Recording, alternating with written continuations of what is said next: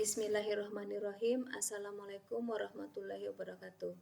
Puji dan syukur kita panjatkan kehadirat Allah Subhanahu wa taala karena berkat rahmat dan karunia Allah kita masih diberi kesehatan dan kesempatan untuk mengikuti kuliah secara online. Salawat dan salam tak lupa kita haturkan kepada baginda Muhammad sallallahu alaihi wasallam beserta keluarga dan sahabat-sahabatnya. Nama saya Tutut Anggriani, NIM 190402010113. Kali ini saya akan mempresentasikan makalah yang berjudul Kepemimpinan Pendidikan Mutu yang menjadi tugas individu mata kuliah Manajemen Mutu TKIM 1 Pendidikan Islam dengan dosen pengampu Bapak Dr. Akib MPD. Semoga beliau diberi kesehatan oleh Allah Subhanahu wa taala.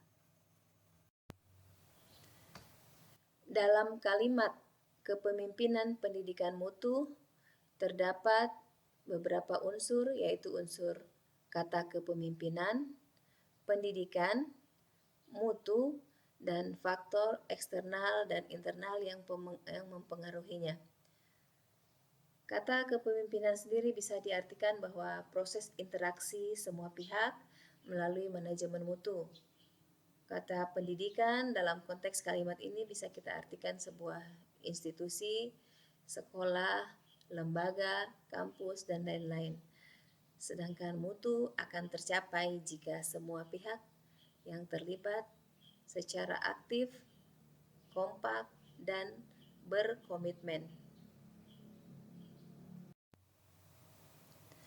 Dalam makalah saya ini, saya akan memaparkan ada 4 hal yang menjadi bagian kepemimpinan pendidikan mutu. Yang pertama adalah pengertian kepemimpinan. Di sini kita bisa lihat ada perbedaan antara kata kepemimpinan dan pemimpin.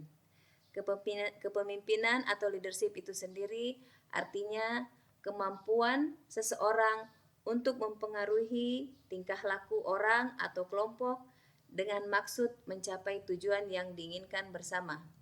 Sedangkan pemimpin di sini bisa kita artikan adalah seorang kepala, ketua, komandan, atasan, atau yang lainnya.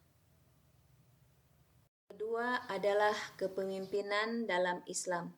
Kenapa saya mengambil contoh kepemimpinan dalam Islam? Karena kita berada di lembaga pendidikan Islam dan kita menganut kepercayaan agama Islam. Dasar hukum atau kepemimpinan di dalam Islam dapat kita lihat dalam Al-Quranul Karim. Salah satu contohnya misalnya bertakwa kepada Allah Subhanahu wa taala.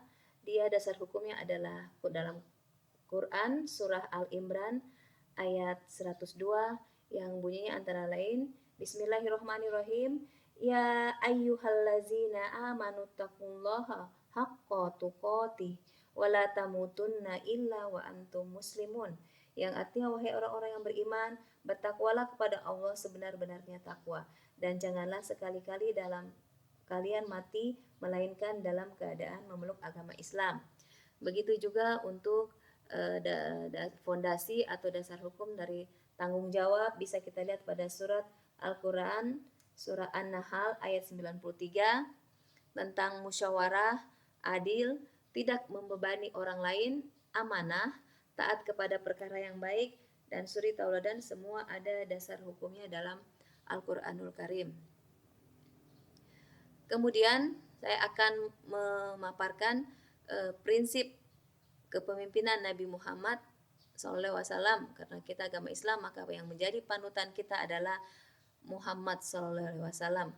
Di situ bisa kita lihat bahwa ciri khas kepemimpinan Nabi Muhammad itu ya ada guiding atau visioner, ada passion, dia berkemampuan yang kuat, ada integrated atau integritas, ada trust bahwa dia amanah, bisa dipercaya, ada curiosity atau rasa ingin tahu yang besar, kemudian ada courage, atau dia seorang yang berani. Yang ketiga adalah Total Quality Management, disingkat TQM, atau juga bisa diartikan dengan manajemen mutu terpadu. Di sini akan kita lihat pendapat para ahli seperti Pandu Sucitro. Beliau berpendapat bahwa TQM menekankan komitmen manajemen untuk mendapatkan arahan perusahaan yang terus-menerus ingin mencapai keunggulan dalam semua aspek produk dan jasa yang kesemuanya penting bagi pelanggan. Kemudian ada juga pendapat dari Hadari Nawari.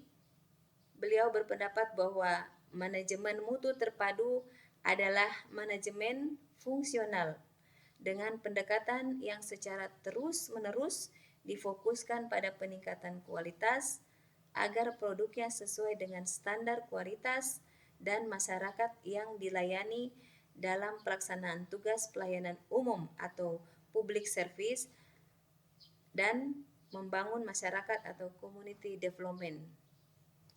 Jadi karakteristik TQM berfokus pada pelanggan.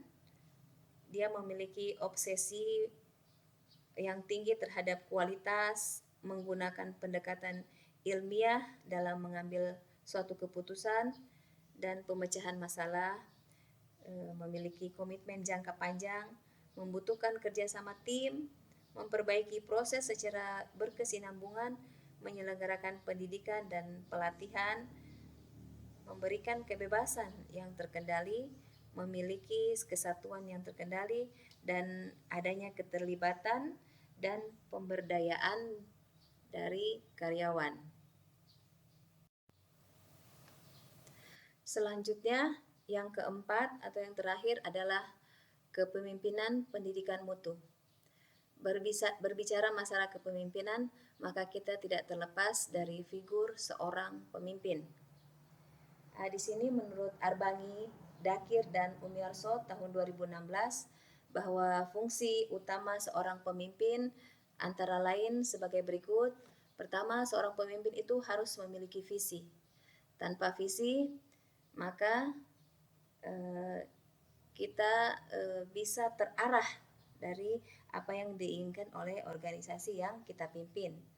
Kemudian, seorang pemimpin harus memiliki komitmen. Tanpa komitmen yang jelas, maka kita akan gampang terpengaruh, terombang-ambing oleh keadaan sekitar. Seorang pemimpin juga harus bisa mengkomunikasikan pesan mutu. Tanpa komunikasi yang baik, maka orang-orang yang elemen yang di sekitar kita tidak akan bisa paham apa yang kita maksud sebagai seorang pemimpin. Seorang pemimpin juga bisa memastikan kebutuhan pelanggan, harus pandai-pandai melihat hal-hal apa yang dibutuhkan oleh pelanggan yang bisa menjadi pusat kebijakannya. Seorang pemimpin juga harus bisa mengarahkan karyawan, karena namanya juga pemimpin, dan dia harus membimbing, mengarahkan karyawan untuk mencapai tujuan bersama. Seorang pemimpin juga fungsi utamanya dia harus sangat berhati-hati, tidak gampang menyalahkan orang lain di saat persoalan muncul tanpa bukti-bukti yang nyata. Seorang pemimpin juga harus mempunyai inovasi yang tinggi. Dan yang paling utama adalah seorang pemimpin bisa membangun suatu tim yang kompak dan efektif bersama seluruh elemen-elemen yang dipimpinnya. Demikian makalah dari saya. Lebih dan kurangnya mohon dimaafkan. Dengan ucapan alhamdulillahirabbil alamin, wabillahi taufiq wa hidayah. Wassalamualaikum warahmatullahi wabarakatuh.